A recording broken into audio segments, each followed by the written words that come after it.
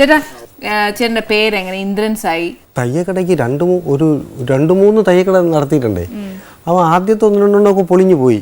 അപ്പോൾ ഇനി അത് പറ്റത്തില്ല എന്ന് വിചാരിച്ചിട്ട് അടങ്ങി ഒതുങ്ങി ഇരിക്കണമെന്ന് വെച്ചൊരു മൂന്നാമത്തെ കടയ്ക്കിട്ട പേരാ ഇന്ദ്രൻസ്. അന്ന് ജയനും അളിയനൊക്കെ കൂടെ ഉണ്ട്. അളിയനൊക്കെ അന്ന് ബോർഡ് എടുത്തൊക്കെ ആയിരുന്നു ആളാണ് ആ പേര് എഴുതിയതും ഒക്കെ കണ്ടുപിടിച്ചത്. ഇപ്പോഴും ആള് തന്നെ കൂടെ ഇപ്പോൾ ക്വസ്റ്റ്യൻ ചെയ്യുന്നതും. അങ്ങനെ പിന്നെ എനിക്ക് തോന്നുന്നു പത്മരാജ സാറിൻ്റെ അതൊരു പടം ചെയ്യുമ്പോൾ അതിനു മുമ്പുള്ള പടത്തിലൊക്കെ സുരേന്ദ്രൻ തന്നെയായിരുന്നു ടൈറ്റിൽ. ഊഹ കച്ചവടത്തിനൊക്കെ അങ്ങനെ. അപ്പോൾ സാറ് പറഞ്ഞു, അപ്പം കൊളോണിയ സാബു സാറിന് ഡിസൈൻ ചെയ്യാനൊക്കെ വന്ന സമയത്താണ്. അപ്പോൾ സാബുവിൻ്റെ അടുത്ത് പറഞ്ഞെന്നാൽ മാറ്റിക്കോളൂ, സാറിൻ്റെ അടുത്ത് പറഞ്ഞു ആ സുരേന്ദ്രൻ എന്നുള്ള ഇന്ദ്രൻസ് ഇട്ടോട്ടെ. അപ്പം കടയുടെ പേരാ. ഈ സാറ് പപ്പൻ സാർ എങ്ങനെ കണ്ടുപിടിച്ചു ചേട്ടനെ? സാറ് കണ്ടുപിടിക്കാൻ കുറെ പാട് വിട്ടുകാണും. സുരേഷ് ഉണ്ണിത്താൻ. അല്ല, എങ്ങനെ ചേട്ടനെ കണ്ടുമുട്ടിയതൊക്കെ? എങ്ങനെ തുണി തയ്ക്കാൻ കൊണ്ടുവന്നിട്ടാണോ? അല്ലല്ല, ഞാൻ ആള് സുരേഷ് ഉണ്ണിത്താനൊക്കെ ഉള്ള മറ്റേ വെളിയൻ ചന്ദ്രൻ അങ്ങനെ ഒരു ഗ്രൂപ്പിന്റെ പടത്തിലൊക്കെ ഈ ജോസ് കല്ലനൊക്കെ ചെയ്ത പടവും തിലക ഉണ്ണിച്ചേട്ട അസോസിയേറ്റ് ഒക്കെ ആയിരുന്നു. അപ്പം ഞാൻ ലക്ഷ്മണന്റെ കൂടെ അസിസ്റ്റന്റ് കോസ്റ്റ്യൂമറൊക്കെ ആയിരുന്നു. പിന്നെ ഇൻഡിപെൻഡന്റ് ചെയ്യുമ്പോഴൊക്കെ കുറേ പടം ചെയ്യുമ്പോൾ ഉണ്ണിച്ചേട്ടൻ അറിയാം. അങ്ങനെ ഉണ്ണിച്ചേട്ടൻ പറഞ്ഞതാണ് സാറിൻ്റെ അടുത്ത്. സാറിൻ്റെ പടമൊക്കെ ചെയ്തുകൊണ്ടിരുന്ന തമിഴ്നാട്ടിലേക്കുള്ള ആൾക്കാരല്ല, അന്ന് കൂടുതൽ അങ്ങനെയല്ലേ ഉള്ളൂ. അപ്പം നമുക്ക് സ്ഥലത്ത് എപ്പോഴും വിളിച്ചാൽ കിട്ടുന്ന ആരെങ്കിലും ഉണ്ടോ എന്നൊക്കെ ചോദിച്ചിട്ട് നമ്മുടെ ലത്തീഫ് കേക്ക് ആയിരുന്നു കൺട്രോളർ. അങ്ങനെ വിളിച്ചു പോയതാ. അപ്പോഴത്തേക്ക് ഞാൻ ഇതൊക്കെ മതിയാക്കി മര്യാദയ്ക്ക് കടയിട്ട് ഒതുങ്ങിയതാ. പോവാൻ പേടിയായിരുന്നു, മതി ഇനി എങ്ങനെ പോയാലും പിന്നെ ഇങ്ങനെ നടക്കുമല്ലോ എന്ന് വിചാരിച്ചിട്ട്. ആദ്യമൊക്കെ എന്നാ ചേട്ടാ പൊളിഞ്ഞു പോയെന്ന് പറഞ്ഞ് തയ്യൽ പഠിച്ചു എന്നുള്ളതല്ലാതെ ഇതിന്റെ ഒരു അറിവ് കേടുണ്ട്. ഈ കോസ്റ്റ്യൂം അതിനു വേണ്ടി പ്രത്യേക തയ്യക്കാര് മദ്രാസിലാണല്ലോ അതിന്റെ പർച്ചേസിങ് കാര്യങ്ങളൊക്കെ. നോക്കണേ അവിടെ പോയി പരിചയമില്ല. അപ്പോൾ അങ്ങനെ വരുമ്പോഴത്തേക്ക് പ്രാദേശിക പടങ്ങൾ കുറേ ചെയ്തിട്ടുണ്ട് ഞാൻ. അതിൽ എടുത്തു പറയാൻ ആ സമ്മേളനം, പ്രിൻസിപ്പൽ ഒളിവിൽ, പിന്നെ പിറവിയൊക്കെയാണ്. അങ്ങനെ കുറച്ച് പടം. ബാക്കിയൊക്കെ ചെയ്തതൊക്കെ തീർന്നു, കാശും കിട്ടത്തില്ല. അപ്പോൾ കൂടെ 2-3 പേര് തയ്ക്കാനുണ്ടെങ്കിലേ അവർക്കൊക്കെ ശമ്പളം നമ്മൾ കൊടുക്കണം. വീട്ടിൽ വരുമ്പോഴത്തേക്ക് അതിനുള്ളൊരു മിടുക്കൊന്നും ഇല്ലായികയുണ്ടായിരുന്നു. നാട്ടിൽ വരും. പിന്നെ മാനേജർമാരിൽ ഒരു മൂഡുണ്ടായിരുന്നത് അവർക്കറിയാം യൂണിയൻ ഉണ്ട്, മദ്രാസിലുള്ള ആൾക്കാരെ വെക്കണം എന്നൊക്കെ ഉണ്ട്. അപ്പം അല്ലാതെ നമ്മൾ വെച്ചാൽ അവർക്ക് കുറ്റമാണ് അവിടെ നിന്ന്. അത് നമുക്കറിയില്ല. അതുകൊണ്ട് തന്നെ അവരുടെ ഭാഗത്തുനിന്ന് ഒരു സ്നേഹക്കുറവുണ്ട്. അവൻ വന്നിട്ട് അവൻ അനുഭവിക്കട്ടെ, അവൻ വന്ന് അവൻ വാങ്ങിച്ചോട്ടെ, അവൻ ആര് വിളിച്ചോ അവർ കൊടുത്തോട്ടെ, ഇങ്ങനെയൊക്കെ ഉള്ള മനോഭാവം ഉള്ളതുകൊണ്ടായിരിക്കണം എനിക്ക് ഇപ്പോഴത് തോന്നുക. അന്ന് അങ്ങനെ കുറേ പിന്നീട് നമ്മുടെ ഇദ്ദേഹമൊക്കെ ആയിരുന്നല്ലോ ലത്തീഫൊക്കെ ഉള്ള സമയത്തല്ലേ 10 വയസ്സുള്ളപ്പോൾ. അങ്ങനെയാണ് നമുക്ക് പാർക്കാൻ മുന്തിരിത്തോപ്പുകൾ. പണ്ട് നമ്മൾ ഡിസൈൻ ചെയ്യുമ്പോഴും ഇപ്പോഴത്തെ ഡിസൈൻസും തമ്മിൽ ഒത്തിരി വ്യത്യാസമുണ്ട് അല്ലേ? ഇപ്പൊ ഭയങ്കരമായിട്ട് ഫാഷൻ അങ്ങനെ വന്നു, ഇത് വന്നു, ആ ഒരു വ്യത്യാസം ഉണ്ടോ? അത് തയ്യലിന്റെ തന്നെ ഒരു മൂല്യ തകർച്ചയിലോട്ട് വരുന്നത് ഒരു കാര്യം കൂടെയാണ്.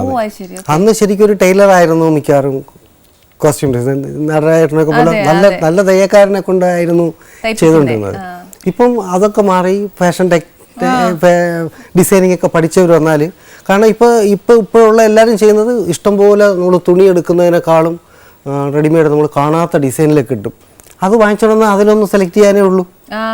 അങ്ങനെ വന്നപ്പോഴത്തേക്കും തയ്യൽക്കാരൻ്റെ സിനിമ ഫിലിം പോയപ്പോഴത്തേക്കും ബാക്കി ടെക്നീഷ്യന്മാരുടെ അവസ്ഥ വന്ന പോലെ തന്നെ എല്ലാത്തിലും ഒരു മൂല്യച്യുതി വന്ന കൂട്ടത്തിൽ അതും വന്നിട്ടുണ്ട്. ഇപ്പോൾ വളരെ എളുപ്പമാണ്, നമുക്ക് ചെന്ന് ഇഷ്ടമുള്ളത് സെലക്ട് ചെയ്യാം, ആ ക്യാരക്ടർ അനുസരിച്ചെടുക്കാം. പിന്നെ വളരെ ഈസിയാണ്. പിന്നെ സാഹിത്യമാകുന്നല്ലോ സിനിമയിൽ നിന്ന്, അപൂർവമായിട്ടല്ലേ നമുക്ക് നിൽക്കുന്നുള്ളൂ. പക്ഷെ നമ്മൾ ക്യാരക്ടറിന് വേണ്ടിയതെല്ലാം നമ്മൾ കറക്റ്റ് ആയിട്ട് തന്നെ നോക്കണ്ടേ? ഉണ്ട്. പക്ഷെ ഞാൻ പറയുന്നത് അത്രയും അങ്ങനെയുള്ളൊരു കഥാപാത്രവും കിട്ടാറില്ല എന്ന് പറയുന്നത് ഒരു സിനിമയിലുവേ.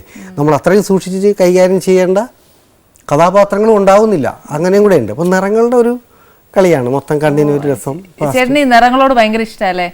ഇഷ്ടമാണ്. പക്ഷെ അത് ആവശ്യമില്ലാത്ത ഇല്ല, പെയിന്റ് ചെയ്യണ കണ്ടോണ്ടിരിക്കും, അത്രേ ഉള്ളൂ.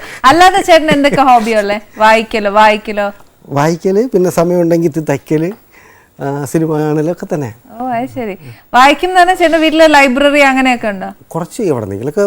ഇപ്പൊ നമുക്ക് വരുന്ന വീക്കിലികളൊക്കെ തന്നെ ഒന്ന് പഠിച്ചു നോക്കാൻ നേരെ കിട്ടത്തുള്ളൂ. കടയിലൊക്കെ പോണ്ടേ. അപ്പൊ പിന്നെ ഇടയ്ക്ക് പുസ്തകങ്ങളൊക്കെ എടുത്ത് വായിക്കും. കുറച്ച് വാങ്ങി വെച്ചത് കുറച്ചുണ്ട്. ചേട്ടാ, ഈ ഞാൻ വർക്ക് ചെയ്ത സമയത്തും അല്ലെങ്കിലും ഞാൻ ഇങ്ങനെ നമ്മൾ പുറകോട്ട് പോവാന്നേലും ഇപ്പോഴാന്നേലും ഞാൻ ഏറ്റവും കൂടുതൽ കേട്ടിരിക്കുന്നത് എന്നാന്നറിയോ? ചേട്ടനും ചിത്രയേച്ചിയും ദേഷ്യം വരാത്ത വ്യക്തികളായിട്ടാണ്. ഇതുവരെ ഞാനും കണ്ടിട്ടില്ല ചേട്ടൻ ഇതൊരു ദേഷ്യപ്പെട്ടിട്ടൊക്കെ ഒരു ഫേസോ ഒന്നും ഞാൻ ഇതുവരെ കണ്ടിട്ടില്ല. എന്താ ചേട്ടാ അങ്ങനെ ദേഷ്യം വരാറേ ഇല്ലേ? ചേച്ചിയോട് ചോദിക്കാതെ അപ്പൊ വീട്ടിലുണ്ട് ചേച്ചി. ഈ ചോദ്യത്തിനുള്ള ഉത്തരം ചേച്ചി പറയൂ. എന്നത്തിനാ ചേച്ചി ദേഷ്യപ്പെടുന്നേ ചേട്ടൻ? എന്നാ കാര്യങ്ങൾക്കൊക്കെ ചേട്ടൻ മിണ്ടല്ലേ? ഞാൻ ദേഷ്യപ്പെടാറില്ല, ഞാൻ പ്രാർത്ഥിക്കുന്ന ദേഷ്യം വരില്ല എന്നാ സത്യം. ചേച്ചി സത്യമാണോ? ദേഷ്യം ചില സമയത്ത് അത് നമ്മൾ പ്രതീക്ഷിക്കാത്ത കാര്യങ്ങൾക്കായിരിക്കും. നല്ല ഒച്ച വെച്ച് വർത്താനം പറയോ? നല്ല ഒച്ച വെച്ച് നല്ല വെച്ചായിരിക്കും. അപ്പൊ മോശമല്ല. അപ്പൊ ഞങ്ങളുടെയൊക്കെ കേട്ടറിവ് ചുമ്മാതാണ്, തെറ്റിദ്ധാരണയാന്ന് തോന്നുന്നു. പക്ഷെ ചേട്ടൻ ഇൻഡസ്ട്രിയിൽ ആരോടും അങ്ങനെ ദേഷ്യപ്പെടുന്നതായിട്ടോ ഒന്നുമില്ല? ആരെങ്കിലും ദേഷ്യപ്പെട്ടിട്ടുണ്ടോ ചേട്ടൻ? അപൂർവമായിട്ട് ദേഷ്യപ്പെട്ടിട്ടുണ്ട്, പക്ഷെ അത് അപകടമാണെന്ന് അറിയാം എനിക്ക് തന്നെ തല്ലുകൊള്ളുന്ന അവസ്ഥയിലോട്ടായി പോകും.